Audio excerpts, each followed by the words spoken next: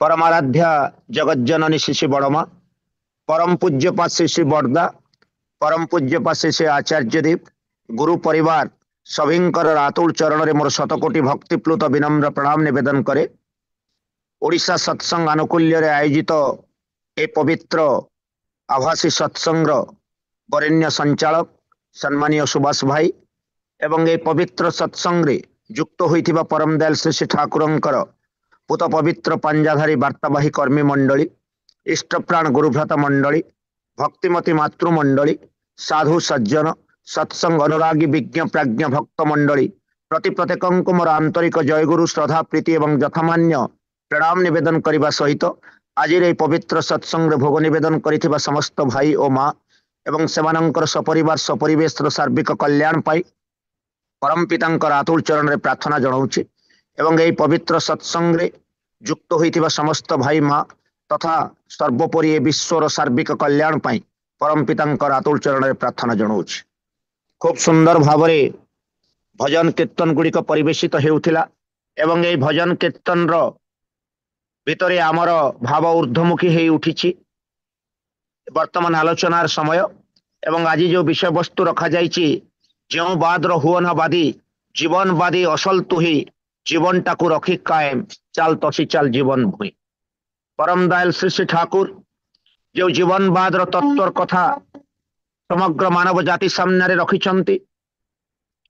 सत्संग जो आभिमुख्य जो वार against death disease and disintegration जो तीनोटी आज सारा विश्व रे एक मुख्य समस्या भाव मुंड टेकी उठी।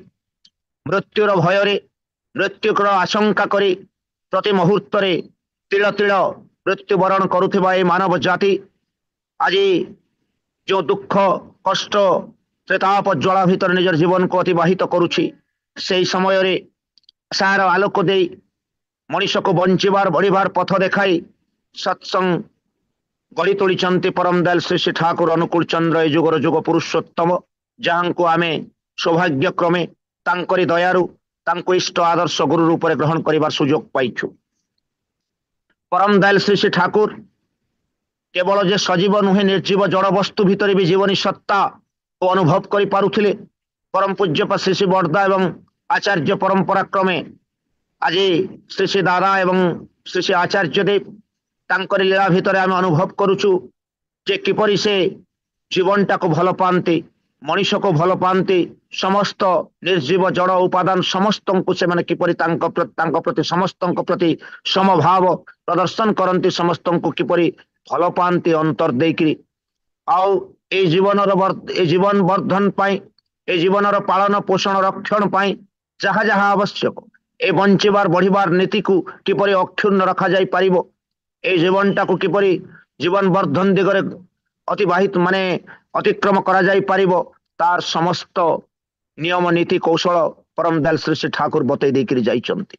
ठाकुर कहउछंती निजे बंची अन्य को बंचाए धर्म बोली ताकू ही कहे। तेणु निजर जीवन टाकू को भली भाव रे सुरक्षित रखा जाई पारिबो किपरि से जीवन टाकू सर्वांग सुंदर करा जाई पारिबो। ए जे मानव जीवन दुर्लभ मनुष्य जीवनटा आमे पाइछे ताकू किंतु आज आमे व्यर्थ करी तोलुछे। आमर खाद्य पेय चलनी आचरण सबु भीतर देकरी किंतु परम दयाल श्री श्री ठाकुर ए जुगर शश संदीक्षण रे आसिकिरी आम माननकु से जीवनवाद रो कथा कहिले। से जीवनवाद रो तत्व आमको सिखाइले। बीइंग एंड बिकमिंग रो कथा सिखाइले। बंचिबा एवं बढ़िबार नीति प्रदान कले। आ ए बंचिबा बढ़िबार नीति होउची जजन जाजन इष्टभृति स्वस्थनी सदाचार ता भीतर दे मनीष बंचिबो। मनीष किपरि मृत्यु को अतिक्रम करी मृत्यु को परास्त करी से किपरि मृत्युंजयी हेबो तार कला कौशल शिखै देकरी गले। मनीष केमिति जे death is a curable disease एभली शब्द एभली आश्वासना एभली अमृतर कथा परम दयाल श्री श्री ठाकुर अनुकूल चंद्र आम मानक देइछंती। Death is a curable disease एभली कथा श्री श्री ठाकुर कहते मरना मारना जदि पार मृत्यु को अवलुप्त कर। आज आमे से कथा हुए तो समस्त विश्वास योग्य हो पारे ना किंतु परम दयाल श्री श्री ठाकुर को जीवन इष्ट गुरु आदर्श रूप में ग्रहण करी ତାଙ୍କର ନୀତିବିଧି ଅନୁଶାସନକୁ ପରିପାଳନ କରି ଚାଲୁଥିବା ମଣିଷ ପ୍ରତି ମୁହୂର୍ତ୍ତରେ ଜୀବନରେ ଆନନ୍ଦ ଅନୁଭବ କରେ। ମୃତ୍ୟୁ ପ୍ରତି ତାର ଭୟ ନଥାଏ, ମୃତ୍ୟୁକୁ ଭୟ କରିପାରେ ନା। ଯେମିତି ଶ୍ରୀ ଶ୍ରୀ ଆଚାର୍ଯ୍ୟ ଦେବ କହୁଥିଲେ ଯେ ଆମେ ଯେମିତି ସେ ଶେଷ ସମୟରେ ମଧ୍ୟ ମୃତ୍ୟୁ ସହିତ ଆଖିକୁ ଆଖି ମିଳାଇ କହିପାରୁ, ମୁଁ ତୁମକୁ ଭୟ କରି ନାହିଁ, ତୁମେ ମୋତେ ପରାସ୍ତ କରିପାରେ ନାହଁ। ମୃତ୍ୟୁ ମୋ ଜୀବନରେ ଆସିପାରେ, କାରଣ ମୃତ୍ୟୁ ଏକ ସାମୟିକ ନିଦ୍ରାର ଏକ ସାମୟିକ ଅବସ୍ଥା। ନିଦ୍ରା ଯେମିତି ଗୋଟେ ସାମୟିକ ମୃତ୍ୟୁର ଗୋଟେ ଅବସ୍ଥା, ଠିକ୍ ସେଇଭଳି ମୃତ୍ୟୁ ମଧ୍ୟ ଠିକ୍ ସେଇଭଳି। ଏ ଆତ୍ମା ଗୋଟିଏ ଶରୀର ତ୍ୟାଗ କରି ଅନ୍ୟ ଶରୀରକୁ ଯାଏ, କିନ୍ତୁ ଯେ ଇହକାଳ ପରକାଳର ଦେବତା, ଯାହାଙ୍କୁ ଜୀବନରେ ଇଷ୍ଟଗୁରୁ ଆଦର୍ଶ ରୂପରେ ଆମେ ଗ୍ରହଣ କରି ଆମେ ସେ ତାଙ୍କରି ଯଜନ ଯାଜନ ଇଷ୍ଟଭୂତି ସ୍ୱସ୍ତନ ସଦାଚାରକୁ ପରିପାଳନ କରି ଚାଲୁ, ତାର କର୍ମ ଭିତର ଦେଇକରି ଯୋଉ ମଣିଷ ବଞ୍ଚି ରହେ। ଯେ ଠାକୁର ଆମର ଯେ କଥାରେ ଅଛି ଯେ man live in deeds not in years. ମନୁଷ୍ୟ ଜୀବନ ନୁହଁ କେବଳ ବର୍ଷ ମାସ ଦିନ ଦଣ୍ଡ, କର୍ମେ ଯିଏ ନର କର୍ମ ଏକା ତାର ଜୀବନର ମାନଦଣ୍ଡ। ତେଣୁ ମଣିଷ ଯାହାର ଯେତେ ଦିନ ପର୍ଯ୍ୟନ୍ତ ଜନ୍ମ ଜୟନ୍ତୀ ପାଳନ ହୁଏ, ଯେତେ ଦିନ ପର୍ଯ୍ୟନ୍ତ ଏ ମାନବ ଜାତି ଜଣକୁ ମନେ ପକାଏ, ତାଙ୍କୁ ଯେତେ ଦିନ ପର୍ଯ୍ୟନ୍ତ ସ୍ମରଣ ରଖିଥାଏ, ସେତେ ଦିନ ପର୍ଯ୍ୟନ୍ତ ସେ ଯେ ଦୁନିଆ ବକ୍ଷରେ ଅମର ହେଇକି ରହିଛନ୍ତି, ତାଙ୍କର ମୃତ୍ୟୁ ହୋଇନାହିଁ, ଏ କଥା ଆମେ ନିଶ୍ଚିତ ଭାବରେ କହିପାରିବା। ଏବଂ ଠାକୁର ଆହୁରି ବି କୌଶଳ ଦେଇଛନ୍ତି ଯେ କିପରି ସ୍ମୃତିବାହୀ ଚେତନା ନେଇକରି ମଣିଷ ଜନ୍ମ ନେବ, କୋଉ ଭଳି ଭାବରେ ଏଇ ଯେ ଅଷ୍ଟାଦଶ ସ୍ତରର ଦିବ୍ୟ ନାମ ଆମ ମାନଙ୍କୁ ଦେଇଛନ୍ତି। ଏବଂ ଠାକୁର ସବୁବେଳେ କହୁଥିଲେ, ଗୋଟିଏ କଥା କହୁଥିଲେ ଯେ ଆମେ ମାନେ ପ୍ରତିଟି ସତ୍ତା ବଞ୍ଚିବାକୁ ଚାହେଁ। ଯେତେବେଳେ ଲୋକ କେହି ଯାଇକରି ଠାକୁରଙ୍କୁ କହୁଥିଲା ଯେ ଏମାନେ ସେମାନେ ସାମ୍ୟବାଦର କଥା କହନ୍ତି, କିଏ ହେତୁବାଦର କଥା କହନ୍ତି, କିଏ ମାନବବାଦର କଥା କହନ୍ତି, ଠାକୁର କହନ୍ତି ସାମ୍ୟବାଦ କଥା କୁହନ୍ତୁ, ହେତୁବାଦ କଥା କୁହନ୍ତୁ, ମାନବବାଦ କଥା କୁହନ୍ତୁ, ମୁଁ କିନ୍ତୁ ବୁଝେ ଜୀବନବାଦର କଥା। ମୁଁ କୁହେ ଜୀବନବାଦର କଥା। ଯେଉଁ ବାଦର ହୁଅ ନା ବାଦୀ, ଜୀବନବାଦୀ ଅସଲ ତୁହି। ଯିଏ ଯେଉଁ ବାଦର ହଉନା କାହିଁକି, ସେ କିନ୍ତୁ ତା ଜୀବନଟାକୁ ଭଲ ପାଏ, ସେ ବଞ୍ଚିବାକୁ ଚାହେଁ, ସେ ବଢିବାକୁ ଚାହେଁ। এইটা কিন্তু প্রতিটি সত্তার চাহিদা। প্রতিটি সত্তা বঞ্চিବାକୁ ଚାହେଁ, ବଢିବାକୁ ଚାହେଁ। ଯେଉଁମାନେ ଈଶ୍ୱରକୁ ବିଶ୍ୱାସ କରନ୍ତି ନାହିଁ, ଧର୍ମକୁ ବିଶ୍ୱାସ କରନ୍ତି ନାହିଁ, ସେ ଠାକୁର କହୁଛନ୍ତି ଈଶ୍ୱରଙ୍କୁ ତୁମେ ମାନ ବା ନ ମାନ, ସତ୍ତାଟାକୁ ବୁଝିଛ ତ, ଧାରଣ ପାଳନ ସତ୍ତାର କରା, ଧର୍ମ ବୋଲି ତା ହିଁ ତ। ତେଣୁ এই যে সত্তা, এই যে জীবনী সত্তা, আমি যে পরম পিতাঙ্কর অমৃত দান, আজি যে দুর্লভ মনীষ জন্ম, এই আত্মাটা শরীর ধারণ করেছি এবং আমি যে এই রূপ আজি পাইছে, তা কিন্তু তাঙ্করি দান। সেইপাই আমি ইষ্টভূতি নিবেদন সময় তাঙ্ক পাখে এই মানব জন্ম পাই কৃতজ্ঞতা জ্ঞাপন করু। তাঙ্ক পাখে আমি কৃতজ্ঞ যে সে দয়া করি আমাকে এই মনীষ জন্ম ଦେଇଛନ୍ତି। কেতে কোটি জন্ম পরে যে আমি মনীষ জন্ম পাইছু তা ইয়ত্তা ନାହିଁ, কিন্তু এই মনীষ জন্মটাକୁ ଆଉ ବ୍ୟର୍ଥ ହେବା ପାଇଁ ଦେବା ନାହିଁ। এই ଦୁର୍ଲଭ ମଣିଷ ଜନ୍ମଟାକୁ କିପରି ସାର୍ଥକ କରି ତୋଳି ପାରିବା ଆମେ। ଯେତେବେଳେ ଶ୍ରୀ ଶ୍ରୀ ଠାକୁରଙ୍କ ପାଖରେ ଜଣେ ବଙ୍ଗଳାର ଶ୍ରେଷ୍ଠ କବି, ତାଙ୍କର ଗୋଟେ କବିତାଟେ ତାଙ୍କ ପାଖରେ ପାଠ କରାଯାଉଛି ଏବଂ ସେ କବିତା ଶୁଣିକି ସେ କହୁଛନ୍ତି ସେଠି ଜୀବନେ ତାପରେ ମରଣେ ଅଛି, ଏ ଜୀବନେ ଅବା ମରଣେ ଅଛି। ସେଠି ଶ୍ରୀ ଶ୍ରୀ ଠାକୁର କହୁଛନ୍ତି ଏ ମରଣ ଶବ୍ଦଟାକୁ ଶ୍ରୀ ଶ୍ରୀ ଠାକୁର ଆଦୌ ପସନ୍ଦ କରୁନଥିଲେ। ସେ କହୁଥିଲେ ଜୀବନେ, ଏଇ ଜୀବନେ, ଜୀବନେ ପୁଣି ଆଉ ଥରେ ଜୀବନେ। ମରଣର ଶବ୍ଦ ନାହିଁ ଠାକୁରଙ୍କର ଡିକ୍ସନାରୀରେ ନାହିଁ। ଠାକୁର ଆଦୌ ନକାରାତ୍ମକ କୌଣସି ଉକ୍ତି ଏବଂ এই মৃত্যুর কথা, এই মরণর কথা, এই মৃত্যুর ঠাকুর আগামী দিନରେ এই যে মৃত্যুর বিভীষিকা আজ সারা বিশ্বরে আজ চালিছি, তাହାର ইঙ্গিত পরমদয়াল শ্রী শ্রী ঠাকুর 100 ବର୍ଷ ପୂର୍ବରୁ ଏ ମାନବ ଜାତିକୁ ଦେଇଛନ୍ତି ଏବଂ ଗଢି ତୋଳିଛନ୍ତି। ଏଇ ସତ୍ସଙ୍ଗ ଦେଇଛନ୍ତି, ଏଇ ଅମୃତ ସତନାମ, ଅଷ୍ଟାଦଶ ସ୍ତର ଦିବ୍ୟ ସତନାମ, ଏବଂ ନିଜେ ଦୟାକରି ସେ ଦୟାଲ ଧାମରୁ ଓହ୍ଲେଇ ଆସି ନିଜେ ସଦ୍ଗୁରୁର ଆସନ, ନିଜେ ସେ ଆମ ମାନଙ୍କ ଗୁରୁ ହେବା ପାଇଁ ନିଜେ ସ୍ୱୀକୃତି ଦେଇଛନ୍ତି ଏବଂ ଆମ ମାନଙ୍କୁ ଶିଷ୍ୟ ଭାବରେ ଗ୍ରହଣ କରିଛନ୍ତି। ଏବଂ ପୁତ୍ରବତ୍ ସ୍ନେହେଷୁ, ଯେ ପୁତ୍ର ଭଳି ଯେମିତି ସ୍ନେହରେ ପାଳନ କରାଯାଏ, ତାଙ୍କର ଯାହା ଜାତକରେ ଲେଖା ହେଇଛି, ଯେ କୋଷ୍ଠୀ ଭୃଗୁ କୋଷ୍ଠୀ ବିଚାରରେ ଯୋଉ ଲେଖା ହେଇଛି ଯେ ତାଙ୍କର ଜାତକରେ ଯେ ସେ ଏଥର ଯେତେବେଳେ ସେ ଗୁରୁ ରୂପରେ ଆସିବେ, ଯେତେବେଳେ ସେ ଗୁରୁ ରୂପରେ ତାଙ୍କର ଶିଷ୍ୟ ମାନଙ୍କୁ ପୁତ୍ର ଭଳି ଲାଳନ ପାଳନ କରିବେ। ଏବଂ ସେଇ କଥା ଆଜି ଶ୍ରୀ ଶ୍ରୀ ଠାକୁରଙ୍କ ଠାରୁ ଆରମ୍ଭ କରି ଆଜି ଶ୍ରୀ ଶ୍ରୀ ଆଚାର୍ଯ୍ୟ ଦେବ ପୂଜନୀୟ ଅବିନ୍ଦାଙ୍କ ପର୍ଯ୍ୟନ୍ତ ତାଙ୍କ ଭିତରେ ଆମେ ଆଜି ସେଇଟାକୁ ଅନୁଭବ କରୁଛୁ। ତେଣୁ ଏଇ ଯେ ଜୀବନବାଦର କଥା ଶ୍ରୀ ଶ୍ରୀ ଠାକୁର କହିଛନ୍ତି, ଆମେ ପ୍ରତ୍ୟେକ ବଞ୍ଚିବାକୁ ଚାହୁଁ, ପ୍ରତ୍ୟେକ ଆମେ ଆମର ଜୀବନଟାକୁ ଭଲ ପାଉ।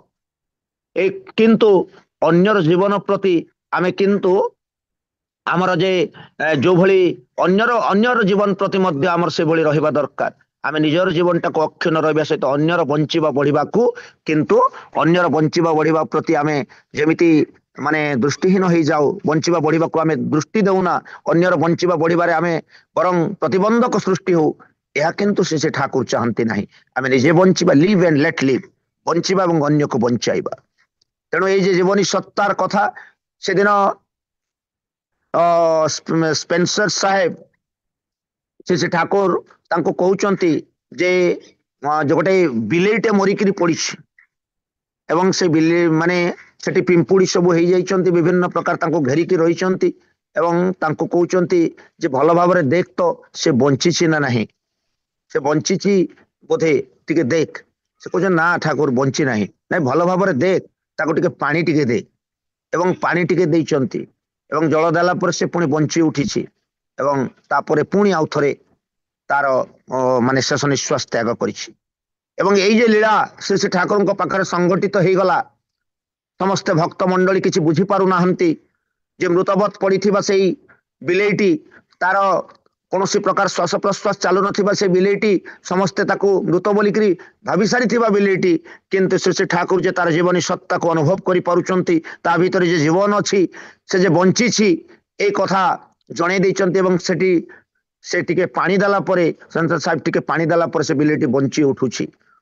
ଏବଂ ପରବର୍ତ୍ତୀ ଅବସ୍ଥାରେ ଭକ୍ତ ମଣ୍ଡଳୀଙ୍କର ଏ କୌତୂହଳକୁ ପ୍ରଶ୍ନକୁ ସେ ଠାକୁର ଉତ୍ତର ଦଉଛନ୍ତି, ସେ ଯେ ପୂର୍ବ ଜନ୍ମରେ ତାଙ୍କର ମା ଥିଲା ଏବଂ ତାଠାରୁ ଟିକେ ଜଳ ପାଇବା ପାଇଁ ସେ ଅପେକ୍ଷା କରି ରହିଥିଲା ଏବଂ ତାର ସେ ଜଳ ପାଇକିରି କେମିତି ସେ ତାର ଆତ୍ମାର ସଦ୍ଗତି ହେଇଛି, ତାର ଆତ୍ମା ମୁକ୍ତି ପାଇଛି, ତାର ଆଶାଟା ପୂରଣ ହେଇଛି।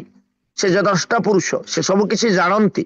ପ୍ରତି ମୁହୂର୍ତ୍ତରେ ଆମର ଜୀବନର ଯାହା ଯାହା ଆବଶ୍ୟକ, ଆମର ବଞ୍ଚିବା ବଢିବା ପାଇଁ ଯାହା ଯାହା ଆବଶ୍ୟକ, ସେଇ ସବୁ କଥା ଜାଣନ୍ତି। ବାଞ୍ଚା ବଢାର ମର୍ମ ଯାହା ଧର୍ମ ବୋଲିସ୍ ଜାନିସ୍ ତାକେ। ତେଣୁ ଧର୍ମଟା ହଉଛି ତାହା ଯାହା ବଞ୍ଚିବା ବଢିବାର ଯୋଉ ତତ୍ତ୍ୱ କଥା କହେ, ବଞ୍ଚିବା ବଢିବାର ମର୍ମ ଜନାତ୍ମନ ତଥାନ୍ୟସ୍ୟଂ ବର୍ଦ୍ଧନଂ ଚାପି ଧ୍ରିୟତେ ସ ଧର୍ମ। ତେଣୁ ବଞ୍ଚିବା ବଢିବାର ଏଇ ନୀତି ହଉଛି ଧର୍ମର ନୀତି।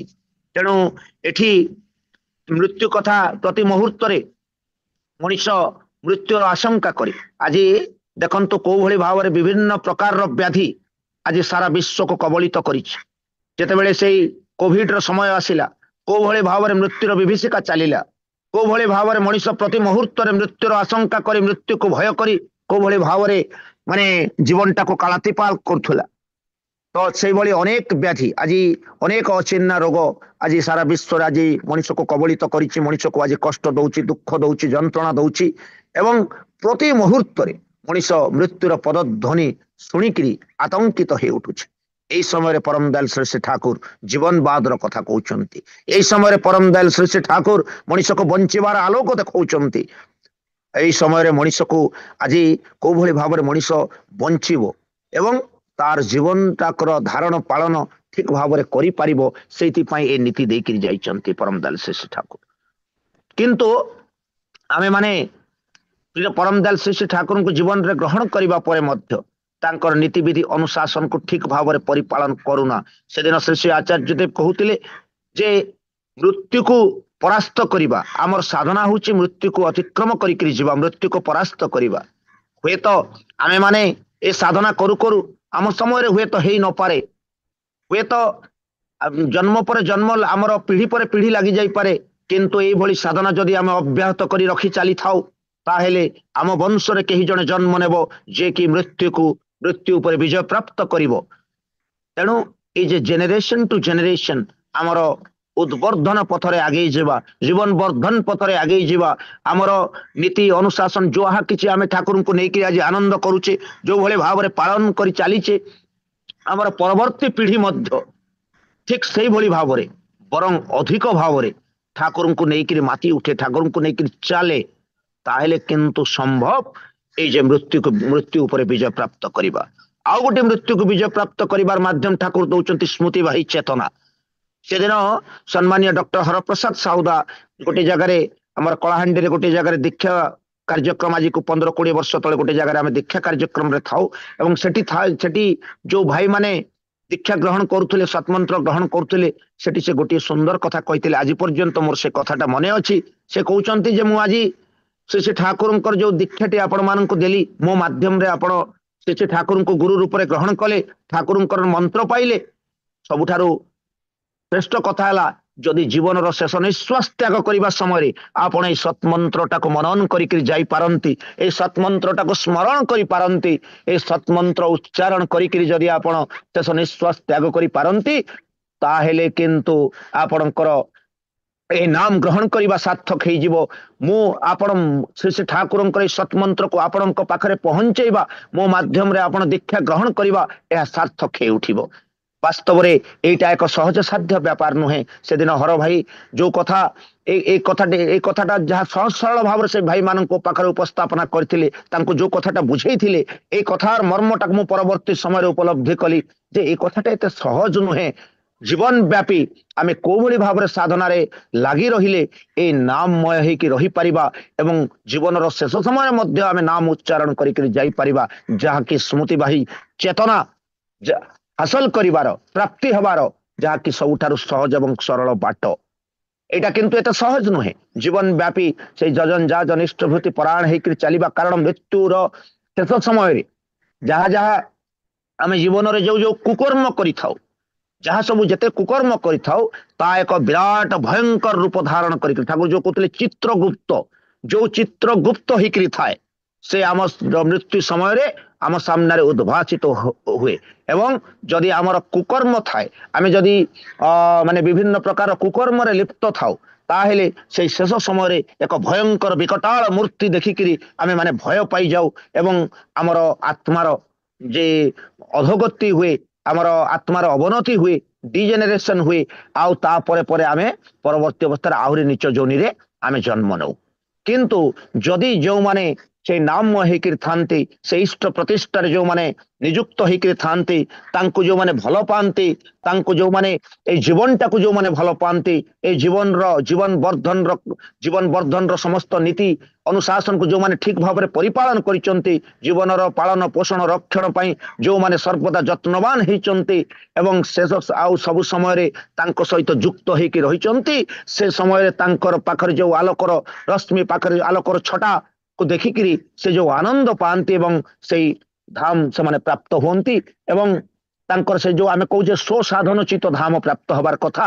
बा जो अमर आत्मार सद्गतिर कथा कहू ता किंतु आमर प्रार्थना रे नुहे बरं मनुष्यर कर्मफल उपर ताहा निर्भर करे तेणु ठाकुर कहू से जहाँ कहुई man live in deeds not in years तेणु मनुष्यर कर्म मनुष्य को बंचे की रखे मात्र 39 वर्ष बंची थिबा स्वामी विवेकानंद आज सारा विश्व रे तांकर आज 160तम जन्म जयंती पालन होउची तांकर कर्म तांको आज पर्यंत जीवित करिक रखिछि परम पुरुषोत्तम प्रभु श्री रामचंद्र पुरुषोत्तम प्रभु कृष्णचंद्र आज हजार हजार वर्ष पर भी आज आमे रामनवमी पालन करूछु जन्माष्टमी पालन करूछु बोधे चंद्र सूर्य जते दिन पर्यंत आचदात होउथिबे सेते दिन पर्यंत रामनवमी पालन होउथिबो सेते दिन पर्यंत जन्माष्टमी पालन होउथिबो सेते दिन पर्यंत दोल पूर्णिमा श्री चैतन्य महाप्रभुंकर जन्मदिन जीशु ख्रीष्टंकर जन्मदिन रसूल मोहम्मद कर जन्मदिन परिपालित हो चली सारा विश्व रे केवल से तो पुरुषोत्तम तांको कथा तो से तो अनंत असीम तांको लीला तो चलिबो किंतु साधारण भाव में भी जो माने मनुष्य जन्म पाइकरी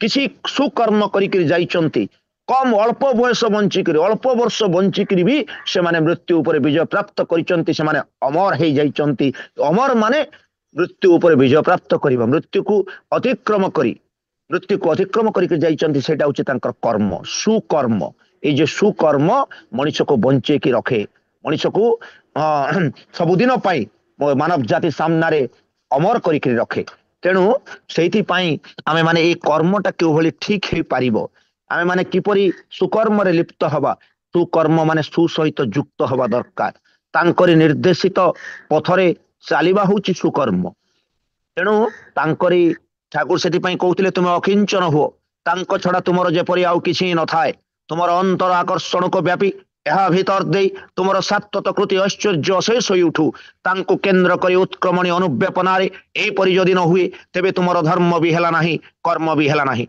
आज आमे माने प्रत्येक आज मनुष्य आज जो टंका पछरे गोड़ौछ अर्थ पछरे गोड़ौछ किंतु से अर्थ जे बेले बेले ଅନର୍ଥର ମୂଳ କାରଣ ହେଇ ଉଠେ। ସେଇ ଅର୍ଥ ଯଦି ପରମାର୍ଥରେ ବ୍ୟୟ ନ ହୁଏ, ସେଇ ଅର୍ଥ ଯଦି ମାନେ ସଦର୍ଥରେ ବ୍ୟୟ ନ ହୁଏ, ତାହେଲେ ସେ ପରମାର୍ଥ ପ୍ରାପ୍ତି ଦିଗରେ ତାହା ସହାୟକ ହୁଏ ନାହିଁ। କିନ୍ତୁ ବେଳେ ବେଳେ ଏଇ ଅର୍ଥ ଯେତେବେଳେ ଆମେ ସ୍ୱାର୍ଥପର ହେଇକିରି ଆମେ ମାନେ ବିଭିନ୍ନ ପ୍ରକାର କୁକର୍ମ କରିକିରି ବିଭିନ୍ନ ପ୍ରକାର ଅନ୍ୟାୟ ଅନୀତି କରିକିରି ଆମେ ଯେତେବେଳେ ଅର୍ଥ ଉପାର୍ଜନ କରୁ ଏବଂ ଅନେକ ଅର୍ଥ ପାଇଲେ ଅର୍ଥର ପ୍ରାଚୁର୍ଯ୍ୟ ଅର୍ଥର ପାହାଡ଼ ଉପରେ ଠିଆ ହେଇକିରି ଆମେ ମାନେ ଗର୍ବ କରୁ ଏବଂ ସେଇ ଅର୍ଥକୁ ନେଇକିରି ଆମେ ମାନେ ଆନନ୍ଦ କରୁ। ଆଉ କିନ୍ତୁ ସେଇ ଆନନ୍ଦ ଯେ ଆମ ପାଇଁ ବେଳେ ପରବର୍ତ୍ତୀ ଅବସ୍ଥାରେ ଅନର୍ଥର ମୂଳ କାରଣ ହୁଏ, ତାହା ଆମେ ପ୍ରତ୍ୟେକ ତାହା ଆଜି ଉପଲବ୍ଧି କରୁଛୁ ଏବଂ କରି ଚାଲିଥିବା ମଧ୍ୟ। ତେଣୁ ଅର୍ଥଟା ଯେତେବେଳେ ସଦର୍ଥରେ ବ୍ୟୟ ହୁଏ, ସଦର୍ଥ ହେଇ ଉଠେ, ସେତେବେଳେ ତାହା ପରମାର୍ଥ ପ୍ରାପ୍ତି ଦିଗରେ ଆମକୁ ସହାୟକ ହୁଏ। ଆଜି ସେଇ ଇକୋନୋମିର କଥା ଚିନ୍ତା କରୁଛୁ ଯେ ମୁଁ କେତେ ଦୂର ପହଞ୍ଚିଛି, ମୁଁ ଲକ୍ଷପତି ହେଇପାରିଛି ନା କୋଟିପତି ହେଇପାରିଛି ନା ମିଲିୟନର ହେଇପାରିଛି, ମୁଁ କୋଉ ସ୍ତରରେ ଯାଇକରି ପହଞ୍ଚିଛି, ଆଜି ଆମେ ତାର ହିସାବ କରୁଛେ। କେତେ ଜମି ବାଡ଼ି କଲି, କେତେ ବ୍ୟାଙ୍କ ବାଲାନ୍ସ କଲି, କେତେ ମୋ ଏଇ ଜୀବନ ଭିତରେ ମୁଁ କେତେ ଟଙ୍କା ରୋଜଗାର କଲି, କେତେଟା ବିଲ୍ଡିଂ କଲି, କେତେ ଜମି କ୍ରୟ କଲି, କେତେ ଟଙ୍କା ରୋଜଗାର କଲି। ଏଇ ଯୋଉ ଇକୋନୋମିର କଥା ଆମେ ଚିନ୍ତା କରୁଛୁ। କିନ୍ତୁ ଶ୍ରୀ ଶ୍ରୀ ଠାକୁର ଆମ ମାନଙ୍କୁ ଯୋଉ ବଞ୍ଚିବାର ବଢିବାର ନୀତି ଶିଖେଇକିରି ଗଲେ, ସେ ଭଗବତ ଇକୋନୋମିର କଥା କହିକିରି ଗଲେ। ସେ ଭଗବତ ଇକୋନୋମିକୁ ଆମେ ଡେଭଲପ କରିବାର କଥା କେବେ ଚିନ୍ତା କରୁନାହୁଁ। ଆମେ ପର୍ସନାଲ ଇକୋନୋମିର କଥା ଚିନ୍ତା କରି କରି ଚାଲିଛୁ। ଆମର ବ୍ୟକ୍ତିଗତ ବ୍ୟକ୍ତିଗତ ଅର୍ଥନୀତିର କଥା ଚିନ୍ତା କରୁଛୁ, କିନ୍ତୁ ଆମେ ମାନେ ଭଗବତ ଅର୍ଥନୀତିର କଥା ଚିନ୍ତା କରୁନୁ। ଏ ଭଗବତ ଅର୍ଥନୀତିଟାକୁ ଯେତେ ସୁଦୃଢ କରାଯାଇ ପାରିବ, ମଣିଷର ବିପଦ ସମୟରେ ମଣିଷର ବଞ୍ଚିବା ବଢିବାଟା ସେତେ ଆନନ୍ଦମୟ ହେଇ ଉଠିବ, ସୁଖମୟ ହେଇ ଉଠିବ, ମଧୁମୟ ହେଇ ଉଠିବ। ଆଜି ଏ ଭଗବତ ଇକୋନୋମିଟା ଆମର ବହୁତ ୱିକ୍। ଭଗବତ ଇକୋନୋମିଟା ଆମର ବହୁତ ୱିକ୍। କଣ କାଇଁ କେମିତି ଦୁର୍ବଳ? ଆମେ ମାନେ ହୁଏତ କିଛି ସୁକର୍ମ କରୁଛୁ, କିଛି ଭଲ କର୍ମ କରୁଛୁ, କିଛି ଦାନ ପୁଣ୍ୟ କରୁଛୁ, କିଛି ମାନେ ଭଲ କାମରେ ନିଜକୁ ନିଯୁକ୍ତ କରି ରଖୁଛୁ, ସତ୍ସଙ୍ଗ ଯାଉଛୁ, ଠାକୁରଙ୍କର କାମ ବି କିଛି କିଛି କରୁଛୁ, ଠାକୁରଙ୍କର କର୍ମରେ କିଛି କିଛି ଯୋଗାଣ ମଧ୍ୟ ଦଉଛୁ। ଏ କଥା ଠିକ। ଆ ଭିତର ଦେଇକିରି କିନ୍ତୁ ଆମର ଭଗବତ ଇକୋନୋମି କିଛି ବଢୁଛି। ନିଶ୍ଚିତ ଭାବରେ ଆମର ଭଗବତ ଇକୋନୋମି ବଢୁଛି ଏଇ ଭଲ କର୍ମ କରିବା ଭିତର ଦେଇ, ଦାନ ପୁଣ୍ୟ ଯୋଗାଣ ଦେବାର ଭିତର ଦେଇକିରି, ପୁରୁଷୋତ୍ତମଙ୍କର କର୍ମରେ ନିଜକୁ ଯୋଗାଣ ଦେବାର ଭିତର ଦେଇକିରି ଏସବୁ ଆମର ଭଗବତ ଇକୋନୋମି ଡେଭଲପ କରୁଛି। କିନ୍ତୁ ଭଗବତ ଇକୋନୋମିରୁ ମାଇନସ ମଧ୍ୟ ହେଇ ଚାଲୁଛି ଯେତେବେଳେ ଆମେ ନକାରାତ୍ମକ ଚିନ୍ତାଧାରା ନେଇ ଅନ୍ୟର କ୍ଷତି ଚିନ୍ତା କରୁ, ଅନ୍ୟର ଅମଙ୍ଗଳ ଚିନ୍ତା କରୁ। ଯେତେବେଳେ ଆମ ଭିତରେ ନକାରାତ୍ମକ ଚିନ୍ତାଧାରା ଆମ ମନ ଭିତରେ ପ୍ରବେଶ କରେ, ଯେତେବେଳେ ଅନୀତି କରୁ, ଅନ୍ୟାୟ କରୁ, ଅଧର୍ମ କରୁ, କୌଣସି କୁକର୍ମ କରୁ ଆମର ଯେକୌଣସି ଜୀବନ ଭିତରେ, ସେ କିନ୍ତୁ ଭଗବତ ଇକୋନୋମିରୁ ମାଇନସ ହେଇ ଚାଲେ। ସେଇଟାକୁ କିନ୍ତୁ ଆମେ କେବେ ହିସାବ କରୁନା, ସେତେବେଳେ ଆମେ କେବେ ହିସାବ କରୁନା। ତେଣୁ ଏଇ ହିସାବ ନ କରିବା ହିଁ ଆମର ଭଗବତ ଇକୋନୋମିଟାକୁ ୱିକ୍ କରିଦିଏ। ଆଉ ଭଗବତ ଇକୋନୋମି ଯାର ଯେତେ ୱିକ୍, ସେଦିନ ସେ ଠାକୁର କହୁଥିଲେ ଯୋଉମାନେ ଇଷ୍ଟବୃତ୍ତି ଏବଂ ସ୍ୱସ୍ତୟନୀ ନିଷ୍ଠାର ସହିତ ପରିପାଳନ କରନ୍ତି, ସେମାନଙ୍କ ପାଖରେ ଗୋଟେ ଶକ୍ତି ମହଜୁଦ ହେଇକିରି ଥାଏ। ଯୋଉମାନେ ନିଷ୍ଠାର ସହିତ ଠିକ ଭାବରେ ଇଷ୍ଟବୃତ୍ତି ଏବଂ ସ୍ୱସ୍ତୟନୀ ପରିପାଳନ କରିକିରି ଚାଲନ୍ତି, ତାଙ୍କ ପାଖରେ ଗୋଟେ ଶକ୍ତି ମହଜୁଦ ହେଇକିରି ଥାଏ ଏବଂ ଏଇ ଶକ୍ତିଟା ବିପଦ ସମୟରେ କାର୍ଯ୍ୟ କରେ, ତାଙ୍କୁ ବିପଦରୁ ରକ୍ଷା କରେ। ତେଣୁ ଆମର ଏଇ ଯୋଉ ଶକ୍ତିଟା କେତେ ଦୂର ମହଜୁଦ ହେଇକିରି ଅଛି, ଆମର ପ୍ରତ୍ୟାଶା, ଆଶା, ପ୍ରତ୍ୟାଶା ମାନେ ଭଲ ପାଇବାଟା ପ୍ରତ୍ୟାଶା ଜଡିତ ନା ମାନେ ସ୍ୱାର୍ଥ ଜଡିତ ନା ନିଃସ୍ୱାର୍ଥପର ଅପ୍ରତ୍ୟାଶୀ ଭଲ ପାଇବା? ଭଲ ପାଇବାଟା ଗୁରୁଙ୍କ ପ୍ରତି, ଆଦର୍ଶଙ୍କ ପ୍ରତି, ସେ ପୁରୁଷୋତ୍ତମକୁ ଯେ ଜୀବନରେ ଗୁରୁ ରୂପରେ ଗ୍ରହଣ କରିବାର ଯୋଉ ସୌଭାଗ୍ୟ ଲାଭ ଆମେ ମାନେ କରିଛେ, ଆମେ ମାନେ ଅପ୍ରତ୍ୟାଶୀ ନିଃସ୍ୱାର୍ଥପର ଭଲ ପାଇବା। ଠାକୁର କହୁଛନ୍ତି ଭଲ ପାଅ ତାଙ୍କୁ ନିଃସର୍ତ୍ତରେ ଏବଂ ଲାଭ କର ମଧ୍ୟ ତାଙ୍କୁ ନିଃସର୍ତ୍ତରେ, ଅନକଣ୍ଡିସନାଲ ଲଭ। ତାଙ୍କ ସହିତ ଭଲ ପାଇବାରେ କୌଣସି କଣ୍ଡିସନ ନାହିଁ। ସେଦିନ ପ୍ରଭୁ କୃଷ୍ଣଚନ୍ଦ୍ରଙ୍କୁ ଅର୍ଜୁନ ପଚାରୁଛନ୍ତି, ଯେ ହେ ମାଧବ, ଯେ ଜଣେ ତାର ସନ୍ତାନଟେ ଅଛି, ସେ କଣ ତାର ସନ୍ତାନ ବିଷୟରେ ମାନେ ସନ୍ତାନ ପ୍ରତି ଏତେ କାମ କର୍ମ କରିଛି, ସନ୍ତାନକୁ ଗଢି ତୋଳିବାରେ ସେ ଏତେ ତାର ତ୍ୟାଗ କରିଛି, ସେ କଣ ସନ୍ତାନ ଠାରୁ କିଛି ଆଶା ରଖିବନି? ସନ୍ତାନ ଠାରୁ ସେ କଣ କିଛି ଚାହିଁବନି ଯେ ସନ୍ତାନଟା ତାକୁ ସେବା କରୁ, ସନ୍ତାନଟା ତାକୁ ବିଭିନ୍ନ ପ୍ରକାର ସାହାଯ୍ୟ କରୁ? ସେ କଣ ଚାହିଁବନି? ସେତେବେଳେ ଭଗବାନ କୃଷ୍ଣ ହସିକିରି କହୁଛନ୍ତି, ହେ ପାର୍ଥ, ଏଇଟା ତ ବ୍ୟବସାୟ ହେଇଗଲା। ଏଇଟା ତ ବ୍ୟବସାୟ ହେଇଗଲା, ମୁଁ ତୋ ପାଇଁ କରିଛି ତୁ ମୋ ପାଇଁ କରିବୁ, ଏଇଟା କଣ୍ଡିସନ ହେଇଗଲା, ଏଇଟା ବ୍ୟବସାୟ ହେଇଗଲା। ପ୍ରେମରେ ପ୍ରେମରେ ବ୍ୟବସାୟ ନଥାଏ। ସେଦିନ ଭଗବାନ କୃଷ୍ଣ ଅର୍ଜୁନଙ୍କୁ କହୁଛନ୍ତି, ହେ ପାର୍ଥ, ପ୍ରେମରେ ବ୍ୟବସାୟ ନଥାଏ, ପ୍ରେମରେ ସର୍ତ୍ତ ନଥାଏ ଯେ ମୁଁ ମୋ ପୁଅ ପାଇଁ କରିଛି, ମୋ ପୁଅ ମୋର ସେବା କରୁ, ମୋ ପୁଅ ମତେ ସେବା କରିବ, ମୋ ପୁଅ ମତେ ଭବିଷ୍ୟତ ରଖିବ, ଏଇଥିପାଇଁ ମୁଁ ଯେ ମୋ ପୁଅର ସେବା କରିବି, ଏଇଥିପାଇଁ ଯେ ମୋ ପୁଅର କର୍ମ କରିବି, ମୋ ପୁଅକୁ ସାହାଯ୍ୟ କରିବି, ମୋ ପୁଅକୁ ସେଥିପାଇଁ ମଣିଷ କରି ଗଢି ତୋଳିବି, ଏଇ ପ୍ରକାରର ପ୍ରତ୍ୟାଶା ନେଇକିରି, ଏଇ ପ୍ରକାରର ସ୍ୱାର୍ଥ ନେଇକିରି ପୁଅକୁ ବଡ କରିବା, ଏଇଟା କିନ୍ତୁ ଠିକ ନୁହେଁ। ଏଇଟା କିନ୍ତୁ ଠିକ ନୁହେଁ, ଏଇଟା ବ୍ୟବସାୟ। ପ୍ରେମରେ ବ୍ୟବସାୟ ନଥାଏ ପାର୍ଥ, ଏ କଥା କହୁଛନ୍ତି ଭଗବାନ କୃଷ୍ଣ ସେଦିନ ଅର୍ଜୁନକୁ। ପ୍ରକୃତରେ ଆମ ମାନଙ୍କର ଭଲ ପାଇବା ଭିତରେ ଆମେ ମାନେ ଆମର ଭଲ ପାଇବାକୁ ଆତ୍ମବିଶ୍ଳେଷଣ କରିକି ଦେଖିବା, ଆମର ଭଲ ପାଇବାଟା କେତେ ଦୂର ତାଙ୍କ ପ୍ରତି ଅପ୍ରତ୍ୟାଶୀ ହେଇ ଉଠିଛି, ନିଃସ୍ୱାର୍ଥପର ହେଇ ଉଠିଛି, ନିଃସର୍ତ୍ତମୂଳକ ହେଇ ଉଠିଛି। ଏଇଟା ଯଦି ନ ହୁଏ ତାହେଲେ ଆମର ଭଗବତ ଇକୋନୋମି କିନ୍ତୁ ଦୁର୍ବଳ ହେଇଯିବ।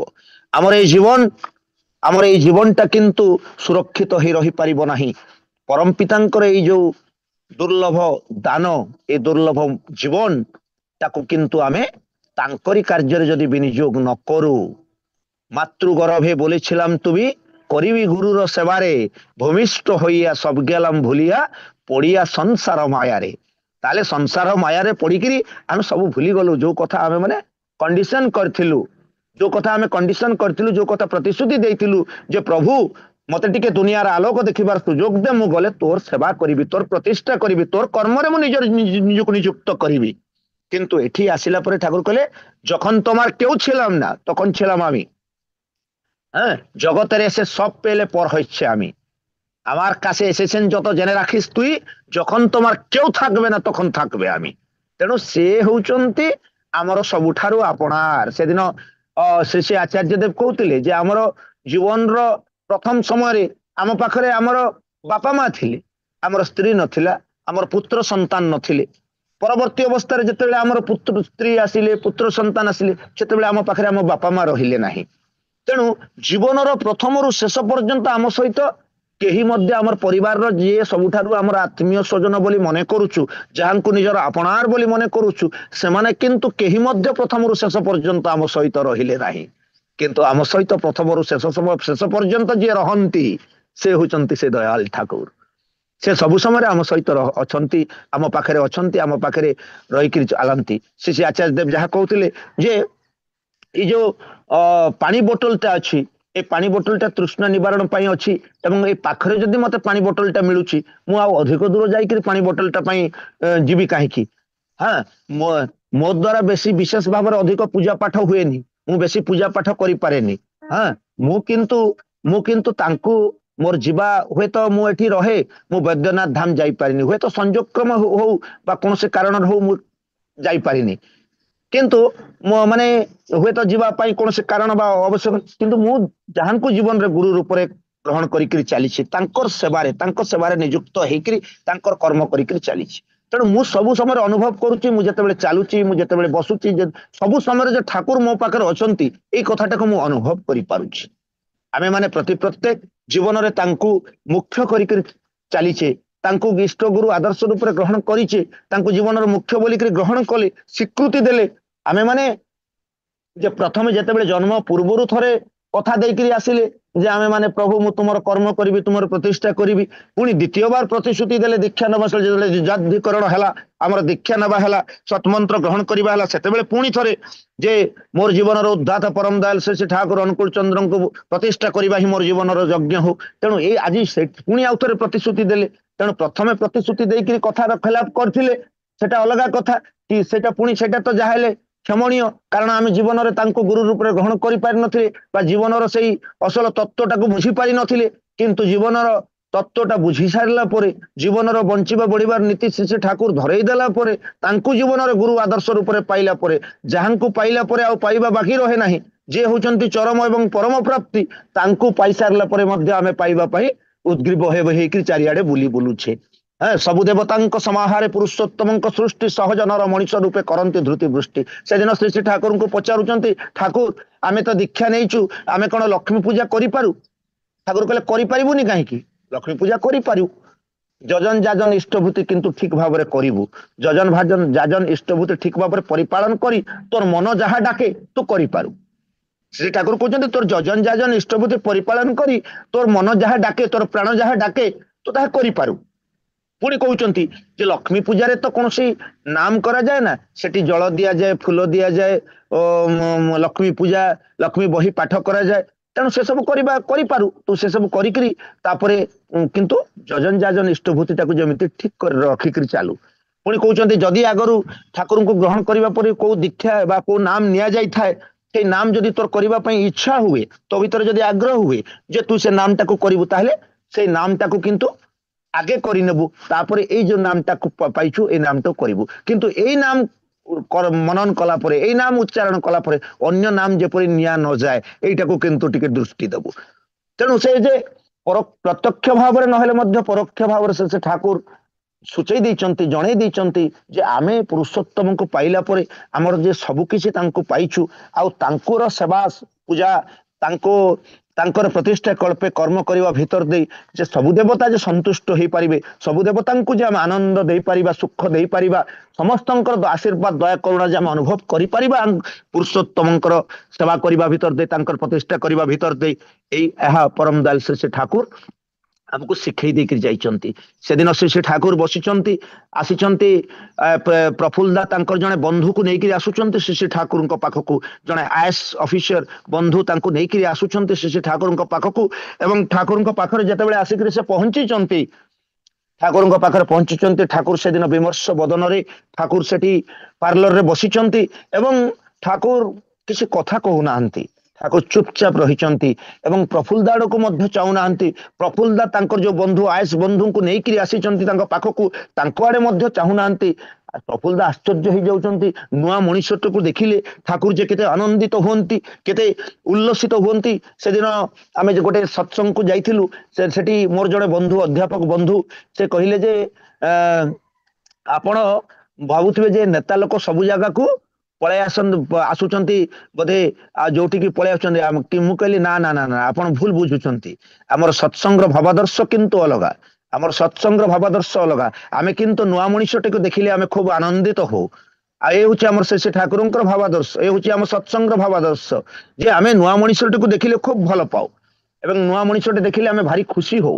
ଆଉ ବିଶେଷ କରି ଆମର ସତ୍ସଙ୍ଗର ଦ୍ୱାର irrespective of caste, colour, religion and creed, ସେଟା ହଉଛି ସମସ୍ତଙ୍କ ପାଇଁ ଉନ୍ମୁକ୍ତ, ସମସ୍ତେ ଆସିପାରିବେ, ଅବାଧ ପ୍ରବେଶ ରହିଛି ସମସ୍ତଙ୍କର ପାଇଁ, ସମସ୍ତଙ୍କର ପାଇଁ। ପରମ ପିତା ସମସ୍ତେ ପରମ ପିତାଙ୍କର ସନ୍ତାନ, ଯେ ଦୀକ୍ଷା ନେଇଥାଉ ବା ଯେ ଦୀକ୍ଷା ଗ୍ରହଣ କରିଥାଉ ବା ନ କରିଥାଉ, ସମସ୍ତ ସତ୍ତା ହଉଛନ୍ତି ତାଙ୍କରି ସନ୍ତାନ। ତେଣୁ ସମସ୍ତଙ୍କ ପାଇଁ ଏ ଦ୍ୱାର ଉନ୍ମୁକ୍ତ, ଏ କଥା ଭାବିବାର ନୁହେଁ।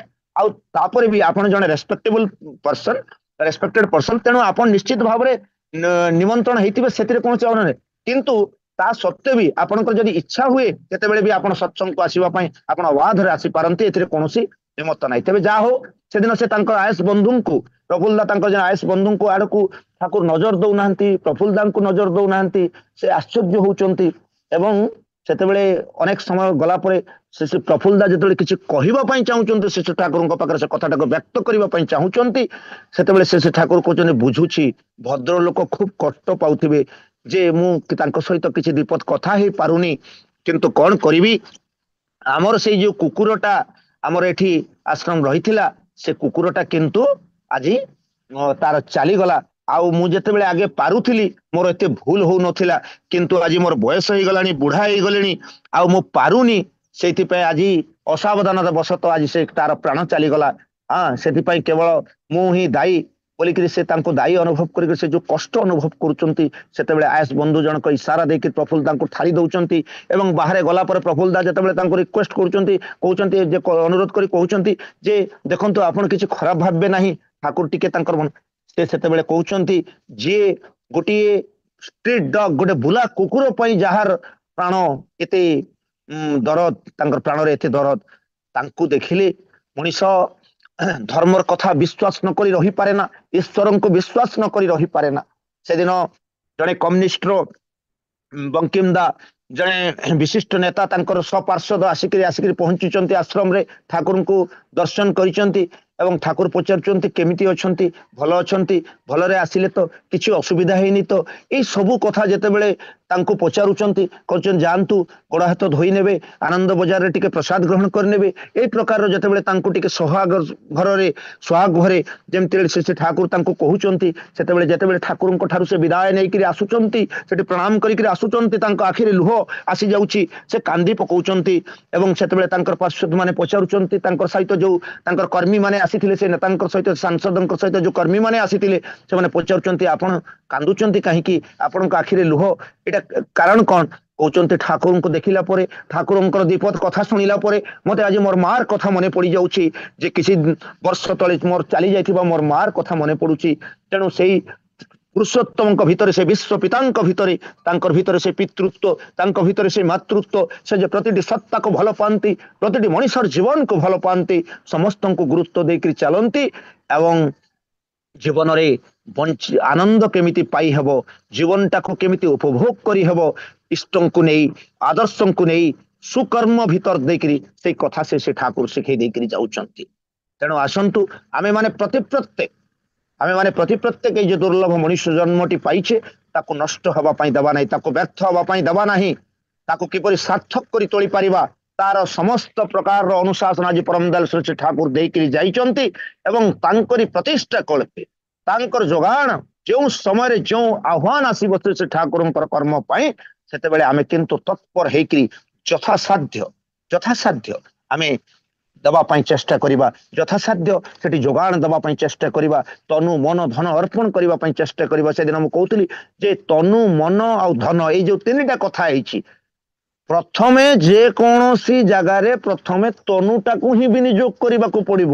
କିଛିଟା ହୁଏତ କହିବା ପାଇଁ ପଡିବ, ନହେଲେ କୌଣସି ଜାଗାରେ ଚାଲିକିରି ଯିବାକୁ ପଡିବ, କୌଣସି ଜାଗାରେ ସକାଳେ ସନ୍ଧ୍ୟାରେ, ମୁଁ ଯଦି ସକାଳେ ସନ୍ଧ୍ୟାରେ ଆମର ପ୍ରାର୍ଥନା, ଆଜି ଆମର ପରିବାରର ପ୍ରାର୍ଥନା ପାଳି ଥିଲା, ଯେ ପୂଜନୀୟ ଅବିନ୍ଦାଙ୍କ ନିର୍ଦ୍ଦେଶରେ ଯୋଉ 62 ପରିବାରର ପ୍ରାର୍ଥନା ପାଳି ହେଇଛି, ଆମର ସତ୍ସଙ୍ଗ ମନ୍ଦିରରେ, ନର୍ଲା ସତ୍ସଙ୍ଗ ମନ୍ଦିର ଆଜି ଆମର ପାଳି ଥିଲା। ସକାଳୁ ଯାଇଥିଲି, ସୌଭାଗ୍ୟକ୍ରମେ ଆଜି ଠାକୁରଙ୍କର କଥା ଦୀପଦ କହିବାର ସୌଭାଗ୍ୟ ମୋର ମଧ୍ୟ ଆଜି ମିଳିଛି। ତେଣୁ ଏଇ ଯୋଉ ସକାଳେ ସନ୍ଧ୍ୟାରେ ଯୋଉ ପ୍ରାର୍ଥନାରେ ଯୋଗ ଦେବାର ଭିତରେ ଦେଖ, ପ୍ରଥମେ ଆଗେ ତନୁଟାକୁ ଆପଣ ବ୍ୟବହାର କଲେ, ତନୁ ପରେ ତାପରେ ଆସିବ ମନ। ଯେତେବେଳେ ଆପଣ ତାଙ୍କ ପାଇଁ ଆପଣଙ୍କର ଏ ତନୁଟାକୁ ବ୍ୟବହାର କରିବେ, ସେତେବେଳେ ଆପଣଙ୍କର ମନଟା ମଧ୍ୟ ତାଙ୍କ ପାଖରେ ଲାଗିକି ରହିବ।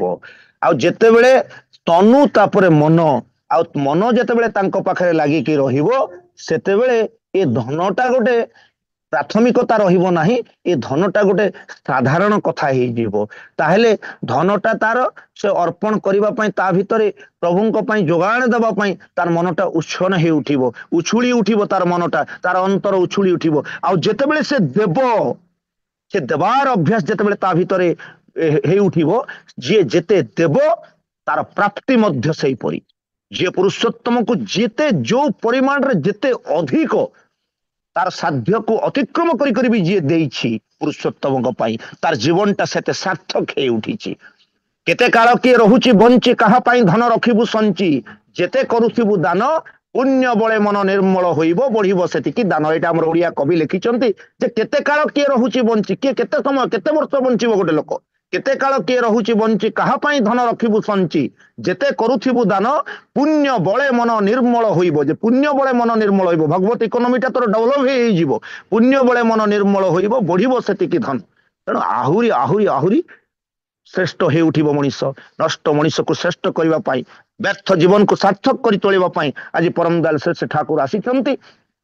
ଆଜି ଏଇ ଯୋଉ ଯୋଗାଣ, ଏଇ ଯୋଉ ଶ୍ରୀ ଠାକୁରଙ୍କର ଏଇ ଯୋଉ ସତ୍ସଙ୍ଗ ଆନ୍ଦୋଳନ, ଆଜି এই ସତ୍ସଙ୍ଗ ଆନ୍ଦୋଳନରେ ଆମେ ମାନେ ପ୍ରତ୍ୟେକ ଜଣେ ଜଣେ ଶୃଙ୍ଖଳିତ ସୈନିକ, ଆମେ ମାନେ ପ୍ରତ୍ୟେକ ଆଜି ସଂକଳ୍ପବଦ୍ଧ ହବା, ପରମଦୟାଲ ଶ୍ରୀ ଠାକୁରଙ୍କ ମୁହଁରେ ହସ ଫୁଟେଇବା ପାଇଁ, ଆଚାର୍ଯ୍ୟ ଦେବଙ୍କର ଇଚ୍ଛାକୁ ପରିପୂରଣ କରିବା ପାଇଁ ଆଜି ଯେ ଡିପି ୱାର୍କର ଯୋଉ ଆହ୍ୱାନ ଦେଇଛନ୍ତି, ଯେ ପ୍ରତିଟି ମଣିଷ ସେଥିରେ ଠାକୁର କହିଲେ টাকার যত্ন কর বা নকর, লোকর যত্ନ କରି হি ଚାଲ, ଲକ୍ଷ୍ମୀ କେଶବ ରହିବେ ବନ୍ଧା ବିଭବେ ତୁ ରହିବି ଅଚଳ। ତେଣୁ ଆଜି ଆମେ ଟଙ୍କା ପଛରେ ଗୋଡଉଛେ, ଆଜି ମଣିଷ ପଛରେ ଗୋଡେଇବା, ମଣିଷକୁ ଭଲ ପାଇବା, ମଣିଷକୁ ସେବା ଦେବା, ମଣିଷକୁ ପ୍ରେମ ଦେବା, ମଣିଷକୁ ଠାକୁର କହିଲେ ଲଭ୍ ଆଣ୍ଡ ସର୍ଭିସ, এই ଦୁଇଟି ଅସ୍ତ୍ର ତୁମକୁ ଦେଲେ, এই ପ୍ରେମ ଆଉ ସେବା ଭିତରେ ଦେଇକରି ମଣିଷର ହୃଦୟଟାକୁ ଜୟ କର, ମଣିଷକୁ ଭଲ ପାଅ, ମଣିଷକୁ ତାକୁ ବଞ୍ଚିବା ବଢିବାର ପଥରେ, ତାକୁ ଜୀବନ ବର୍ଦ୍ଧନ ପଥରେ ତାକୁ ସହାୟକ ହୁଅ। ତେଣୁ ନିଜେ ବଞ୍ଚିବା, ଅନ୍ୟକୁ ବଞ୍ଚେଇବା, ଲିଭ୍ ଆଣ୍ଡ ଲେଟ୍ ଲିଭ୍, ଏଇ ନୀତିରେ, ଏଇ ନିୟମରେ ଆମେ ମାନେ ଚାଲିବା। ଆଉ आपण ମାନଙ୍କ ସମସ୍ତଙ୍କର ଶାନ୍ତି ସ୍ୱସ୍ତି ସାର୍ବିକ କଲ୍ୟାଣ ପାଇଁ ମୁଁ ପରମ ପିତାଙ୍କ ରାତୁଳ ଚରଣରେ ପ୍ରାର୍ଥନା କରୁଛି। ତାଙ୍କର ଶଙ୍ଖ ତୁମ ଭିତରେ ଗର୍ଜି ଉଠୁ, ଦୁଷ୍ଟ ବୁଦ୍ଧିକୁ ଦମନ କରୁ, ମରଣକୁ ନିରସନ କରୁ, ସକଳ ଯାତନାର ଉପଶମ କରୁ। ତାଙ୍କର ଚକ୍ର ତୁମକୁ ସୁଦର୍ଶନ ପ୍ରବୁଦ୍ଧ କରି କୃତିବାନ କରି ତୋଳୁ, ଅନ୍ୟାୟକୁ ଅପସାରିତ କରୁ, ଶାନ୍ତି ପ୍ରତିଷ୍ଠା କରିବାରେ ନିରବଚ୍ଛିନ୍ନ କରି ତୋଳୁ। ଆଉ ଗଦା ତୁମକୁ ଗୁରୁ ଗମ୍ଭୀର ମେଘବାଣୀରେ ବାଗ୍ମୀ କରି ତୋଳୁ। ତୁମଠାରେ ମୁଗ୍ଧ ହୁଅନ୍ତୁ ସମସ୍ତେ, ପରିପୋଷଣୀ ବିଚ୍ଛୁରଣୀରେ ଦୀପ୍ତ ହେଉ ତୁମର ପରିପୂରଣ ପ୍ରକୃତି। କୋମୋଦକେ ସାର୍ଥକ କରି ତୋଳୁ ତୁମକୁ, ଆଉ ପଦ୍ମ ଅଣୁଗତି ଅଣୁଷ୍ଟର୍ଯ୍ୟ ପ୍ରାପ୍ତିରେ ପ୍ରସ୍ଫୁଟିତ କରି ତୋଳୁ ଜନଜାତିକୁ। ଆଉ ସମ୍ପୂର୍ଣ୍ଣ ହୃଦୟ ଖୋଲି ଉଦ୍ଦାତ ଆତ୍ମନିବେଦନ ପୂର୍ବକ ତୁମେ କହି ଉଠ, ଗାଇ ଉଠ, ବନ୍ଦେ ପୁରୁଷୋତ୍ତମମ୍, ବନ୍ଦେ ପୁରୁଷୋତ୍ତମ। ଜୟ ଗୁରୁ ସୁଭାଷ ଭାଇ।